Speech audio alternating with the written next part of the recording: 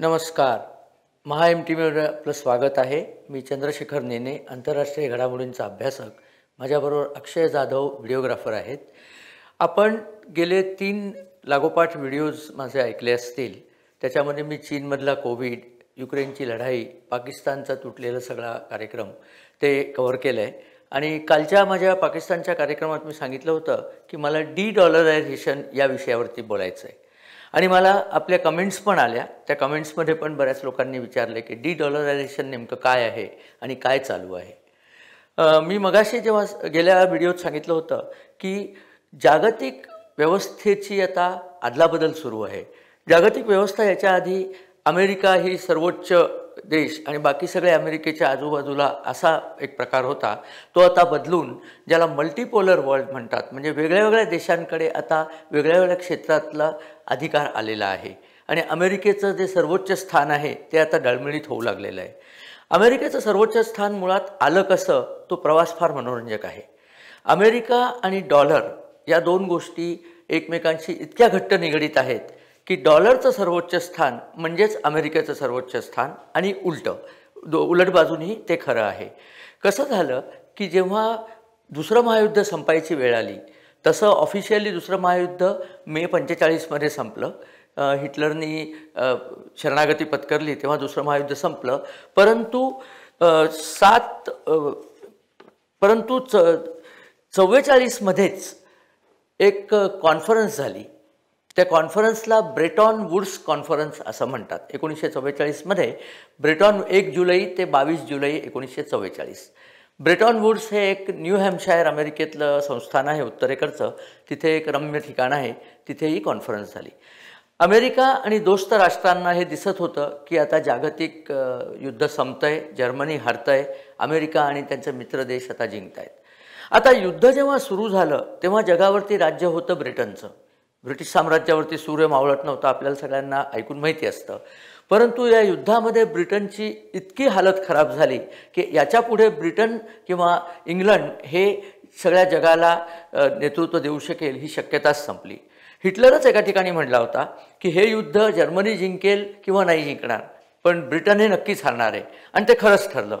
आता काय करायचं, तर ब्रिटन तर गाळात गेलं होतं, कारण युद्धाचा खर्च अपरिमित झाला होता, युद्धामध्ये नुकसान झालं होतं, साम्राज्य तुटू लागलं होतं. युद्ध 45मध्ये संपलं आणि 47मध्ये भारत स्वतंत्र झाला. बाकीचे सगळे देश एक एक करून स्वतंत्र झाले, म्हणजे साम्राज्य तुटून गेलं होतं. त्यामुळे ब्रिटिश पाऊंडाची जी किंमत होती जगभर, ती पाऊंडाची किंमत खाली गेली, म्हणजे पाऊंड उतरायला लागला. आणि डॉलर मात्र अबाधित राहिलं होतं, कारण अमेरिकेचं या युद्धात प्रत्यक्ष नुकसान फार थोडं झालं होतं. उलट युद्धसामुग्री विकून अमेरिका हा देश म्हणून चांगलाच गब्बर झालेला होता. भरपूर पैसे त्या देशाला मिळालेले होते. त्यामुळे त्यांनी असं ठरवलं की जागतिक चलनाकरता एक स्टँडर्डचं चलन ठेवायचं की ज्या चलनाशी बाकी सगळे देश आपलं चलन निगडीत करतील. त्यामुळे 44 देशांची ही ब्रेटॉन वुड्स कॉन्फरन्स त्यावेळेला घडली. आणि त्या कॉन्फरन्समध्ये हा निर्णय झाला की हे जे चलन आहे जागतिक, ते स्थान आता US डॉलरला मिळेल. आणि एक लक्षात ठेवा, त्यावेळेला US डॉलर हे सोन्याशी निगडीत होतं.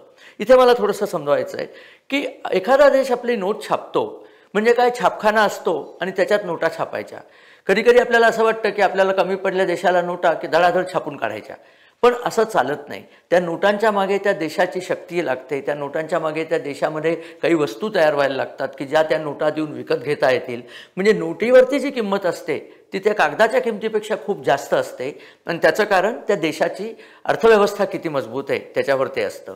पूर्वी असं करायचं की तुम्ही $1,00,000 तर नोटा छापल्या तर तुम्हाला इतके ग्राम सोनं तुमच्या ट्रेझरीत, तुमच्या खजिन्यात ठेवायला लागेल. कारण या नोटेवरती तेव्हा लिहिलेलं असायचं की जर तुम्ही हे नोट घेऊन आलात तर मी याच्या किमतीचं सोनं तुम्हाला परत देईन. याला म्हणतात नोटेची किंमत सोन्याशी निगडीत करणं. अमेरिकेने ती सोन्याशी निगडीत करून ठेवली होती. परंतु पुढे जसे जसे दिवस गेले तर हे लक्षात आलं की आता हे सोन्याशी निगडीत करून ठेवणं काही जमणार नाही आहे, कारण महागाईचा कोप वाढायला लागला. अमेरिकेने व्हिएतनाम युद्धामध्ये स्वतःला झोकून दिलं, कोरियन युद्धात झोकून दिलं. सगळ्या युरोपचं पुनर्निर्माण करण्याकरता अमेरिकेने अत्यंत अल्पमुदतीची कर्ज वाटली. सगळ्या जगाची पुनर्बांधणी करायची होती. या ब्रेटॉन वूड कॉन्फरन्समध्ये आणखीनही 2 निर्णय तेव्हा झाले होते. त्याच कॉन्फरन्समध्ये IMFची स्थापना करण्याचा निर्णय झाला होता. आणखीन एक IBRD नावाची बँक तयार केली होती, तिचं नाव इंटरनॅशनल बँक फॉर रिकन्स्ट्रक्शन होतं. ती सुद्धा तेव्हा तयार केली, कारण सगळ्या जगामध्ये रिकन्स्ट्रक्शन अँड डेव्हलपमेंट करणं आवश्यक होतं. हे सगळे या 44 देशांनी मिळून केलं. तेव्हा भारत त्यात नव्हता, कारण भारत हा स्वतंत्र नव्हता. भारत स्वतंत्र झाला 1947 साली. तुम्हाला ऐकून गंमत वाटेल, स्वतंत्र झाल्यानंतर भारताच्या रुपयाची किंमत एका डॉलरला ₹3 फक्त लागायचे. किती? 3. आज 83 रुपये लागत आहेत. म्हणजे भारतीय चलनाचं किती अवमूल्यन झालं आहे डॉलरच्या किमतीमध्ये ते बघायचं. तर एक पहिली गोष्ट ही झाली की ब्रेटॉन वूड्स नंतर सगळ्या देशांनी ठरवलं की आम्ही डॉलरला स्वतःला गुंतवून घेऊ. आमचा जो चलन आहे ते आम्ही डॉलरशी करू. म्हणजे उद्या समजा भारताने श्रीलंकेशी व्यापार केला, एक उदाहरण सांगतो, आणि श्रीलंकेने ठरवलं की भारताकडनं अमुक अमुक वस्तू विकत घ्यायच्या आणि ते म्हणले आम्ही श्रीलंकेच्या रुपयामध्ये तुम्हाला किंमत देऊ. आता त्यांनी जर उद्या ठरवलं की भारताला द्यायला आपल्याकडे पैसे नाही, तर ते भरपूर रुपये छापतील आणि आपल्याकडे आणून ते पोतं सोडतील. त्यांनी भारताचा काहीच फायदा होत नाही. म्हणून भारत काय सांगतो, अशा एखाद्या चलनामध्ये तुम्ही आमच्याशी व्यवहार करा जे जागतिक चलन आहे. सध्या त्या चलनाचा मान डॉलरकडे आहे, त्यामुळे सगळे देश डॉलरकडे व्यवहार करतात. एक अनेक गोष्ट तेव्हा घडत होती. अमेरिकेच्या लक्षात आलं होतं तेव्हा पेट्रोलचा वापर खूप सुरू झाला होता आणि त्यांच्या लक्षात आलं होतं की ज्याच्या हाती पेट्रोल त्याच्या हाती जगाच्या चाव्या. आणि त्यावेळेला पेट्रोल निर्माण करणारा सर्वात महत्त्वाचा आणि मोठा देश होता सौदी अरेबिया. आजही तीच परिस्थिती आहे. तेव्हा अमेरिकेने 14 फेब्रुवारी ज्या दिवशी व्हॅलेंटाईन डे असतो 1943 साली, बघा युद्ध संपायच्याही आधी, अमेरिकेचे राष्ट्राध्यक्ष फ्रँकलिन डिलानो रूझवेल्ट ज्यांनी हे युद्ध जिंकलं एका अर्थाने, त्यांनी सौदी अरेबियाचे राजे इब्न अझीज सौद यांची भेट घेतली. कुठे घेतली भेट? तर सुएझ कालव्यामध्ये अमेरिकेने USS क्विन्सी म्हणजे युनायटेड स्टेट्स नेव्हीचं मोठं जहाज क्विन्सी नावाचं जहाज होतं, त्या जहाजावरही भेट झाली. आणि सौदी अरेबियाची पंचायत अशी होती की सौदी अरेबियाला ब्रिटनचा सपोर्ट होता, पण त्यांनाही दिसत होतं ब्रिटनची सगळी वाट लागलेली आहे, त्यामुळे त्यांना नवीन कोणीतरी स्वतःचं रक्षण करता पाहिजे होता. रूझवेल्टने जबाबदारी घेतली की तुमच्या संरक्षणाची जबाबदारी आम्ही घेतोय, त्याच्या बदल्यात काय? बदल्यात तुम्ही आम्हाला पेट्रोल आमच्या गरजांकरता हवं तेवढं पुरवायचं आणि ते डॉलरमध्ये पुरवायचं. आणि या ॲग्रीमेंटमध्ये एक छोटासा सब क्लॉज टाकला होता की आणि काही कोणाला तुम्ही जर पेट्रोल पुरवलं तर ते फक्त डॉलरमध्ये पुरवायचं. म्हणजे अमेरिकेने काय केलं, डॉलर जागतिक चलन तर केलंच, पण ज्यांना कोणाला पेट्रोल हवं असेल, क्रूड ऑइल, पेट्रोलचा अर्थ क्रूड ऑइल, ज्यांना कोणाला तेल हवं असेल त्यांनी ते डॉलरमध्येच विकत घेतलं पाहिजे. म्हणजे अमेरिकेचा तेलाच्या व्यापारावरती अप्रत्यक्ष नियंत्रण आलं. आता भारताला समजा इराणकडनं तेल घ्यायचं आहे, आपण घेतो इराणकडनं तेल, रशियाकडनं तेल घेतो, तर आपण रशियाला रुबलमध्ये पैसे देऊ ना, रुपयामध्ये पैसे देऊ, रुबलमध्ये पैसे देऊ. इराणला तर आपण एका काळी तांदूळ दिलेले आहेत, त्यांना तांदूळ हवे होते, आपण म्हटलं तेलाच्या किमतीचे तांदूळ आम्ही तुम्हाला देऊ. डॉलर हवा कशाला मध्ये? कारण डॉलर असला ना की अमेरिकेच्या हातात अपरिमित सत्ता येते. ती सत्ता अमेरिकेने कधी दाखवली? गल्फ वॉरमध्ये दाखवली. ती सत्ता आत्ता युक्रेन वॉरमध्ये बायडननी दाखवली, कारण त्यांनी रशियाचे सगळे व्यवहारच फ्रीज केले. जसं ब्रेटॉन वूड्स झालं, जशा ह्या सगळ्या झाल्या गोष्टी, तिथे सगळ्या देशांच्या परकीय चलनाचं एकमेकांशी चलन करण्याकरता एक नवीन कंपनी स्थापन केली. त्या कंपनीचं नाव आहे Swift, system for world wide interchange for financial transaction, SWIFT he Swift company आहे. सगळे देश त्या स्विफ्टला कनेक्टेड असतात आणि स्विफ्ट हे नेटवर्क आहे कॉम्प्युटर्सचं, आणि त्या नेटवर्कमधनं चलनाचे परकीय चलनाचे व्यवहार होतात. जो बायडननी रशियाला त्या स्विफ्टमधनं काढूनच टाकलं. बरं, दुसरी एक गोष्ट आपल्याला सांगणं महत्त्वाचं आहे की प्रत्येक देश आपल्याकडे जे डॉलर येतात त्या डॉलरचं काय करतो? स्वतःकडे डॉलर ठेवून तर त्याचा काही उपयोग नाही, तर परत ते डॉलर अमेरिकेतच गुंतवतात. आणि अमेरिकेत कशात गुंतवतात? तर ट्रेझरी बॉन्ड त्याला म्हणतात. म्हणजे अमेरिकन सरकारने बॉन्ड तयार केलेले असतात की आम्ही तुम्हाला या डॉलरच्या बदल्यात डॉलर्स देऊ. पूर्वी जसं सांगितलं होतं डॉलरच्या बदल्यात सोनं देऊ, 1971 प्रेसिडेंट निक्सन असताना त्यांनी अमेरिकेच्या डॉलरचा सोन्याशी संबंध तोडून टाकला, कारण अमेरिकेकडे तेवढं सोनं नव्हतं. एकदा सोन्याशी संबंध तोडला त्यानंतर अमेरिका हवे तेवढे डॉलर छापायला मोकळी झाली. आता त्यांना अशी गरज नव्हती की माझ्याकडे सोनं असलं तरच मी डॉलर छापेन. आणि हे झाल्यानंतर एक गंमत म्हणून तुम्हाला सांगतो, डॉलरची नोट तुम्ही बघाल, पूर्वी डॉलरच्या बदल्यात आम्ही एवढं सोनं देऊ असे वचन असायचं. आता त्या डॉलरच्या नोटावर लिहिलं इन गॉड वी ट्रस्ट, म्हणजे भगवान भरोसे आहे तुमच्या डॉलरची किंमत.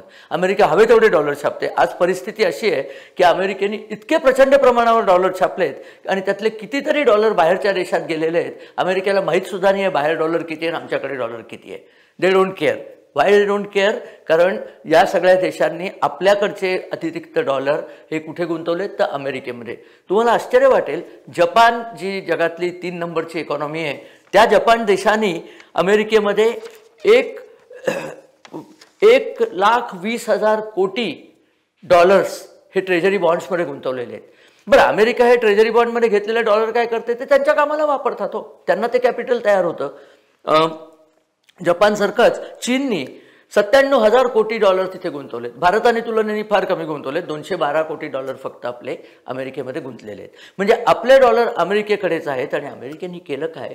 हे गुंतलेले डॉलर जेव्हा अमेरिकेचं इतर देशांची भांडण झालं तेव्हा त्यांनी ते फ्रीज केले. फ्रीज केले म्हणजे देत नाही तुम्हाला. तालिबानचं आपण पाहिलं असेल, तालिबानच्या म्हणजे अफगाण सरकारचे जे डॉलर अमेरिकेकडे होते ते अमेरिकेकडचे डॉलर त्यांनी फ्रीज केले. अफगाण सरकार अजून बोंबलते की आमचे डॉलर आम्हाला द्या, अमेरिका त्यांना देत नाही आहे. इराणचे फ्रीज केले, रशियाचे तर कंप्लीट डॉलर फ्रीज केले.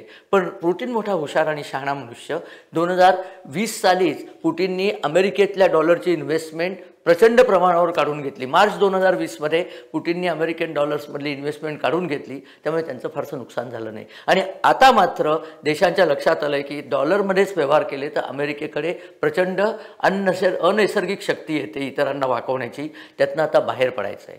त्याला म्हणायचं डी डॉलरायझेशन.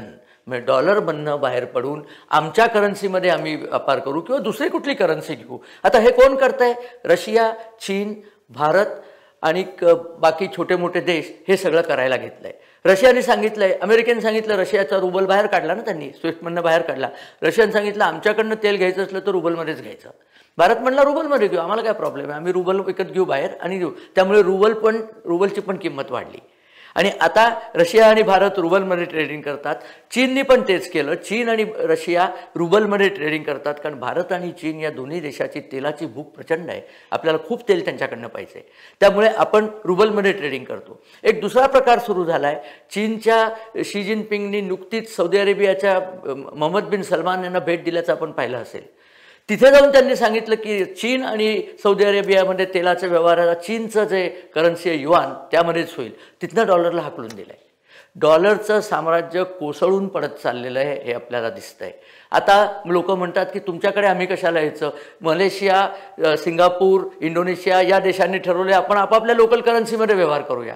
भारताने ऑलरेडी बांगलादेश, नेपाळ आणि म्यानमार यांना सांगितले आपले व्यवहार आपण आपल्या आणि श्रीलंका आपल्या करन्सीमध्ये करूया.